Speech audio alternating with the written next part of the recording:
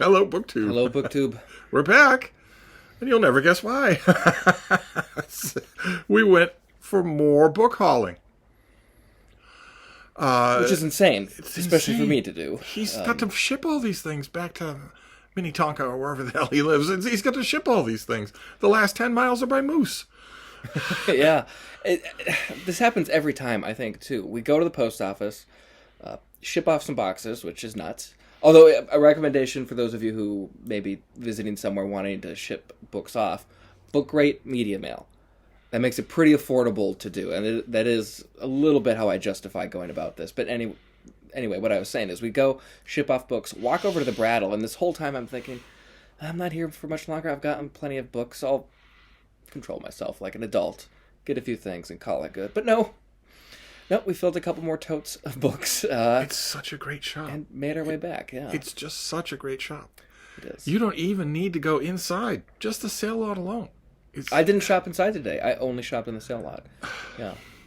But anyway, they've heard me say it's a great shop a few times. I also want to thank whoever of you was the anonymous donor of some store credit. It barely slowed us down considering how much we were getting, but it was much appreciated. And we got piles of books, so we're just going to go through them. Should I start? I got more than you did, but yeah, one of mine although is that's a all going to heavy go together. theme. Yes, I'll do the heavy theme and get it out of the way. I have mentioned before that I love these Oxford World Classics, the old set of Trollope that they did. I think for the centenary of his death, with great introductions, great notes, and they did everything of his except his biography of Cicero, which apparently no one wants to reprint.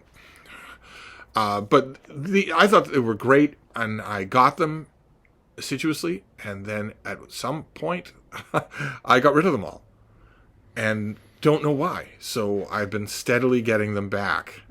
Whenever I find them, I grab them, which is definitely going to give rise to doubles, and sometimes triples, because I don't trust my memory when it comes to so many books. And it just so happened that the shop had a ton of them in absolutely perfect condition, better condition than mine were in.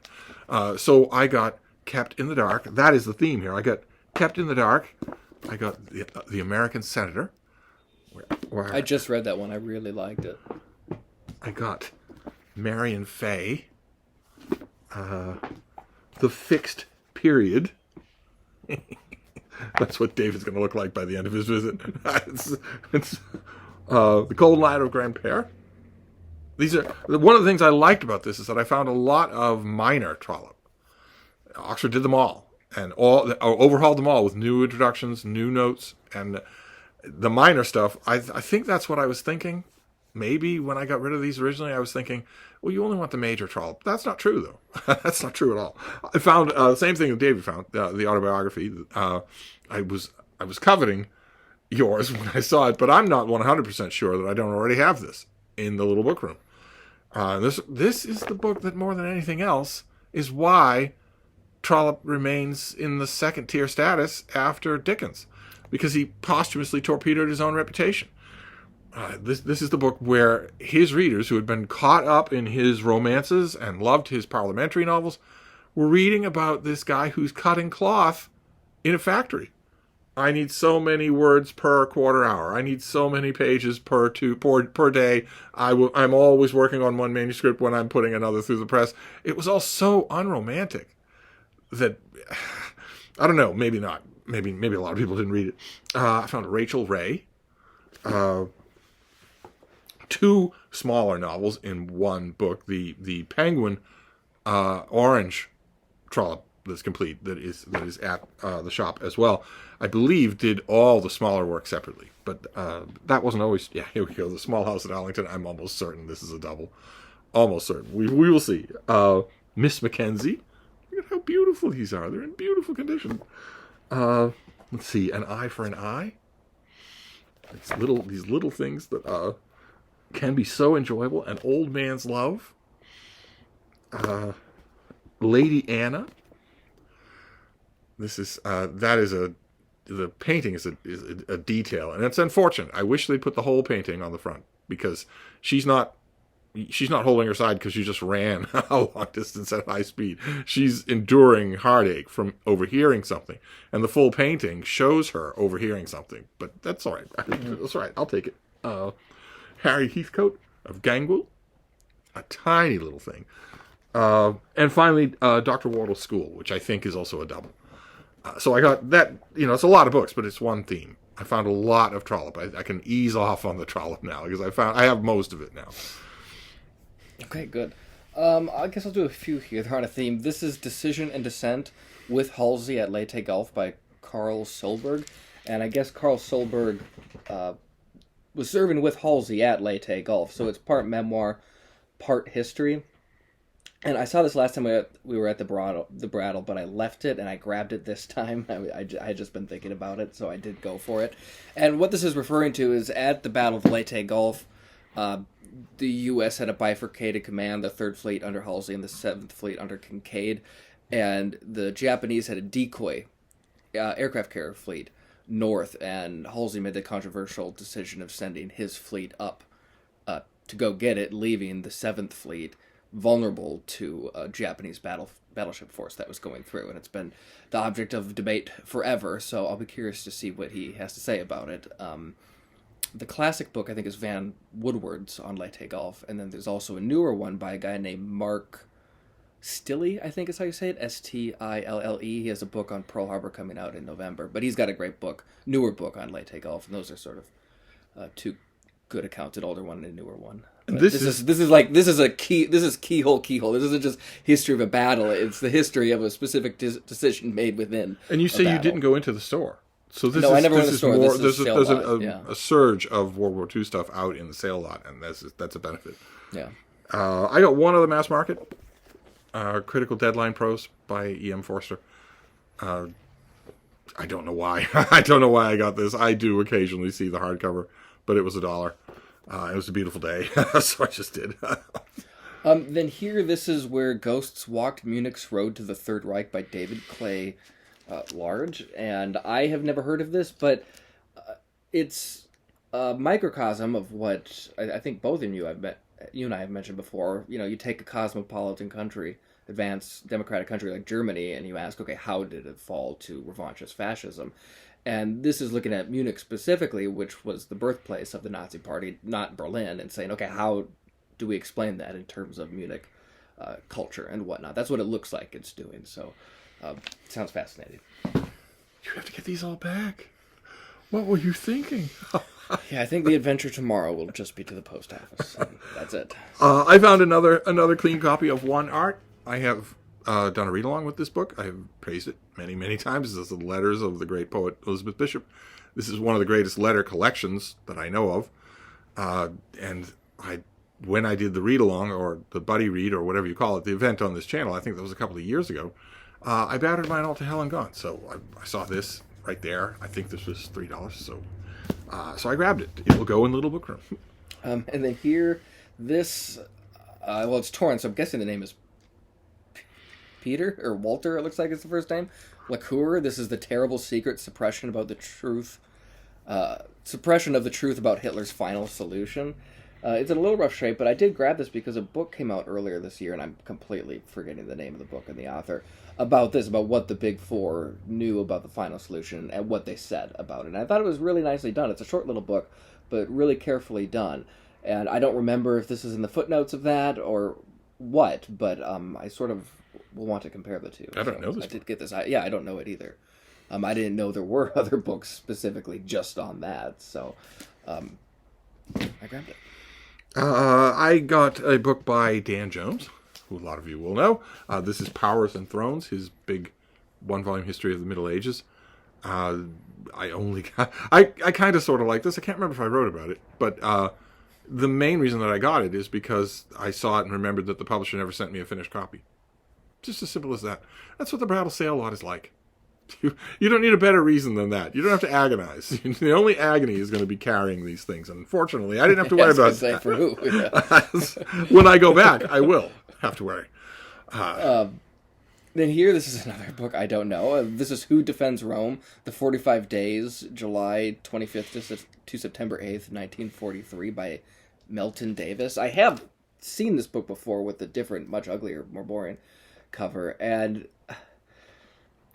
so Italy was the first Axis power to surrender, but they surrendered and they switched sides. And when that happened, Germany occupied Italy, right? And this is about the period, I believe, right when they surrendered, Rome fell to German occupation, and then what followed. And I've read a lot about that, but only in broader histories. I didn't know there was a whole book about it.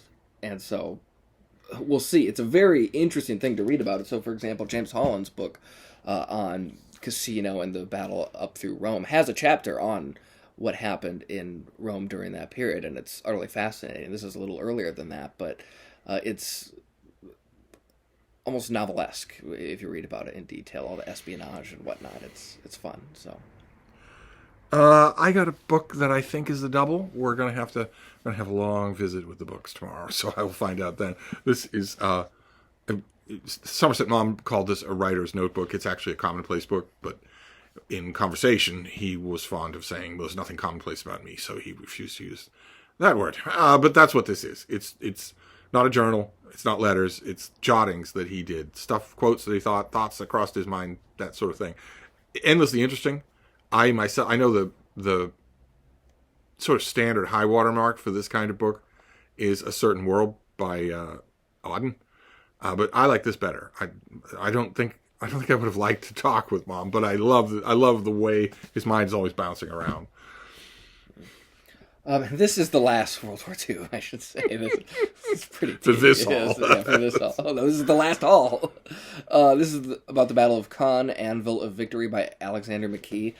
This has been on I have a list of World War II books that I need. This has been on that list for some time, so I was thrilled to see it. Caen is maybe 10 miles inland from the coast, so we're talking about Normandy just after the invasion.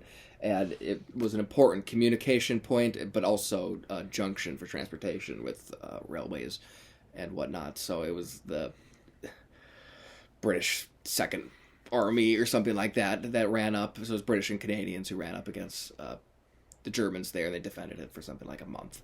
And it's an important little battle within Normandy. So.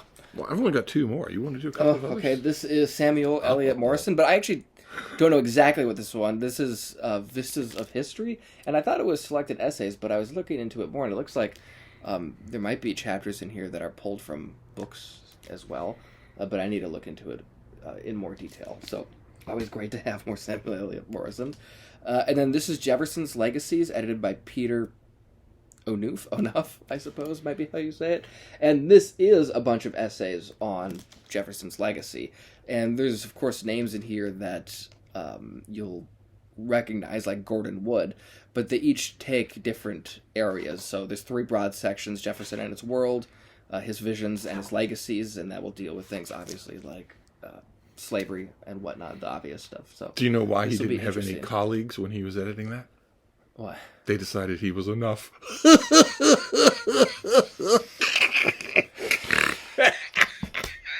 How have I made it this long? Puns are the lowest form of humor. I know, isn't it great? Okay. I found a 2-volume set, The Medley of Mast and Sail. So this wasn't going to be part 1, I guess. But then they needed to do a part 2 there. And this is a photographic and painting record of ships under sail. I think they concentrate on merchant shipping, but so you get everything here, though, from mail packets to gigantic clipper ships. And it looks old. It's the Naval Institute Press, I think. It's the Naval Institute Press, and I think it's probably from the 1950s. Oh no, 1976. But it's not narrative. It has text, but it's mostly pictures. And that's going to be great. It looks to me like they're gonna analyze as many different kinds of rigs as they can get, which is there's a really neat paragraph. They put it really well. Presented rather in the form of a photograph album with commentaries, the editors have not necessarily created arbitrary sections, nor segregated types into separate chapters. A sailing barge might load from Cape Horner, A fleet of windbound or becalmed ships might include all manner of rigs, and a homing deep waterman would be pleased enough to check his position with a fishing smack. Thus, since all craft intermingled on the tideways and on the face of the seas when they existed, they very properly keep close company in the pages of this book. That's kind of neat. I'm okay with that. I don't need the organization if that's the idea behind it. Then I'm sort of tempted to do these three together, and it's just because, and maybe this could be a video thing I do on my channel called David Reads Things That Aren't World War II. It's just me branching out a little, and so these are largely influenced by recognizing the authors' names, having heard you praise them, or you have the books themselves.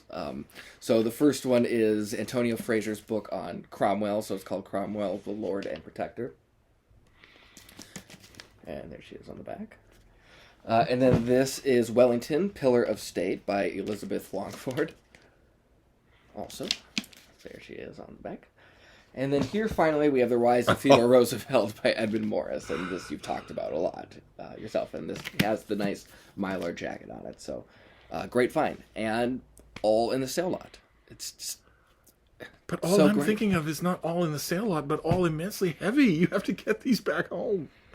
You should see the piles of books here. And this is with us industriously mailing things. Tomorrow would be a good effort. But I think David was right that this will probably be the last book haul of the visit. I don't foresee us doing any other book. Probably my last book haul of the year. So you got to prepare yourself for that. So I guess we'll wrap up this video and go back to pampering the little bean. Yeah, I'm gonna check my pulse. I'll check it too. That's enough.